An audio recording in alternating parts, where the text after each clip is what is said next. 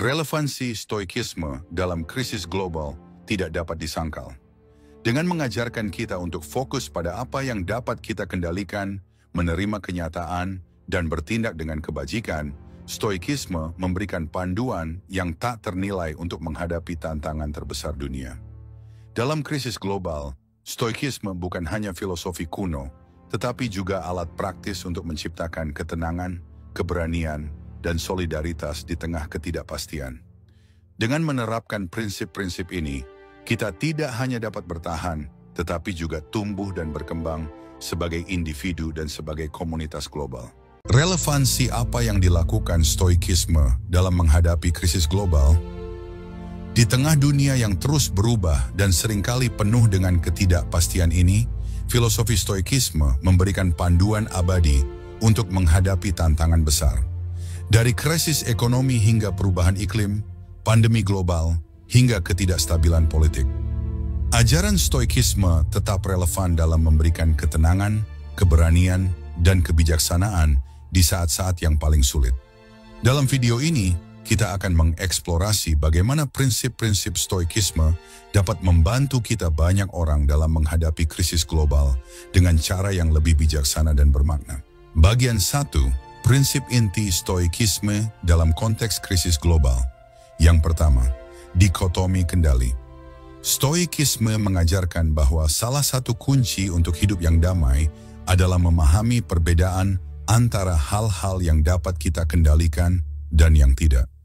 Dalam konteks krisis global, dikotomi kendali menjadi prinsip yang sangat relevan.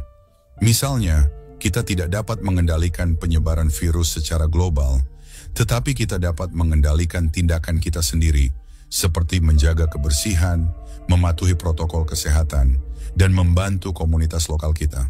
Marcus Aurelius menulis, "Kamu memiliki kekuasaan atas pikiranmu, bukan peristiwa eksternal. Sadari ini, dan kamu akan menemukan kekuatan."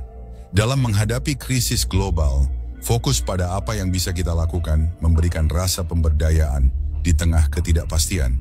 Yang kedua, penerimaan realitas, amor fati. Stoikisme mengajarkan kita pentingnya menerima realitas seperti adanya, tidak melawan atau menyangkalnya. Konsep amor fati atau mencintai takdir menuntun kita untuk merangkul situasi sulit sebagai bagian dari perjalanan hidup. Dalam krisis global seperti perubahan iklim, penerimaan realitas berarti mengakui bahwa dampaknya sudah nyata, tetapi kita masih bisa bertindak untuk meminimalkan kerusakan dan beradaptasi dengan perubahan. Yang ketiga, ketahanan mental dan emosional. Krisis seringkali membawa stres, kecemasan, dan ketakutan. Stoikisme menawarkan latihan mental untuk membangun ketahanan emosional. Dengan berfokus pada logika dan kebajikan, kita dapat menghindari reaksi berlebihan terhadap situasi yang sulit. Epictetus mengatakan, bukan peristiwa yang mengganggu manusia, tetapi pandangan mereka tentang peristiwa tersebut. Dalam krisis, kemampuan untuk menjaga perspektif yang tenang dan rasional menjadi aset yang tak ternilai. Yang keempat, solidaritas dan tanggung jawab sosial. Stoikisme menekankan pentingnya komunitas dan kontribusi kepada masyarakat. Marcus Aurelius sering mengingatkan dirinya bahwa manusia adalah makhluk sosial yang saling bergantung. Dalam krisis global, solidaritas dan tanggung jawab kolektif menjadi kunci untuk bertahan dan pulih bersama. Bagian 2, contoh aplikasi stoikisme dalam krisis global. Yang pertama, pandemi global yang telah mengguncang dunia. Pandemi COVID-19 adalah salah satu contoh nyata di mana prinsip stoikisme dapat diterapkan. Selama pandemi, banyak orang merasa tidak berdaya menghadapi ketidakpastian dan kehilangan. Namun, dengan menerapkan dikotomi kendali, kita dapat fokus pada tindakan preventif seperti menjaga kesehatan pribadi, membantu orang lain, dan mendukung tenaga medis. Selain itu, konsep amor fati membantu kita menerima situasi pandemi sebagai bagian dari realitas global. Daripada melawan kenyataan atau mencari kambing hitam, kita dapat mengarahkan energi untuk beradaptasi dan menemukan solusi. Yang kedua, perubahan iklim. Krisis iklim adalah tantangan global yang membutuhkan tanggapan kolektif.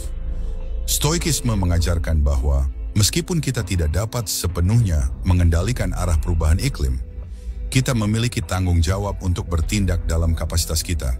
Misalnya, mengurangi jejak karbon pribadi, mendukung kebijakan ramah lingkungan, dan mengedukasi orang lain tentang keberlanjutan.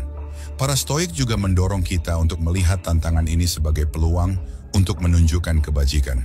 Dalam menghadapi krisis iklim, keberanian, kebijaksanaan, dan keadilan menjadi nilai-nilai yang sangat penting. Yang ketiga, ketidakstabilan politik. Dalam dunia yang sering dilanda konflik politik, Stoikisme mengajarkan pentingnya menjaga ketenangan dan tidak terjebak dalam emosi yang merusak. Alih-alih terfokus pada hal-hal yang berada di luar kendali kita, seperti keputusan politik tingkat tinggi, kita dapat fokus pada tindakan yang membangun di tingkat lokal, seperti memperkuat komunitas atau mendukung inisiatif sosial.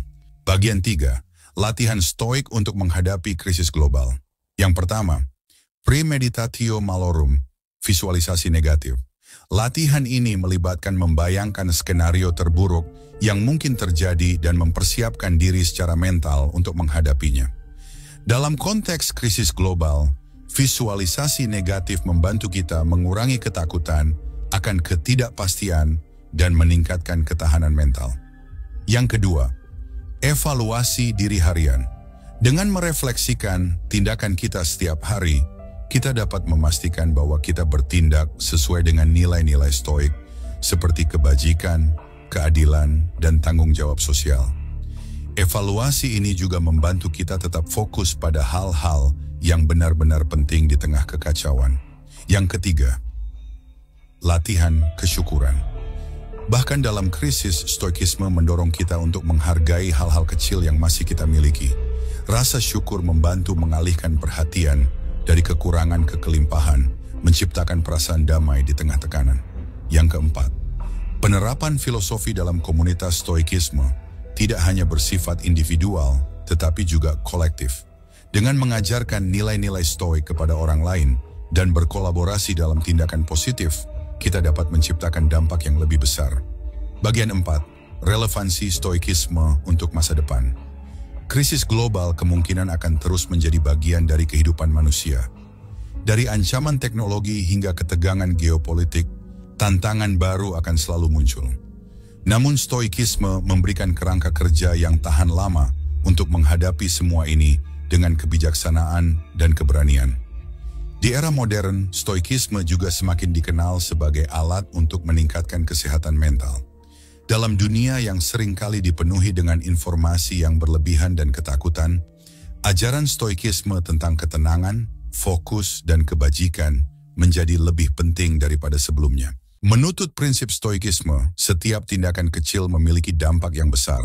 Dengan Anda menekan tombol like, komen, dan subscribe, Anda tidak hanya mendukung channel ini, tetapi Anda juga sudah menjadi bagian dari perjalanan menuju kedamaian batin dan ketangguhan bersama channel Return Stoik.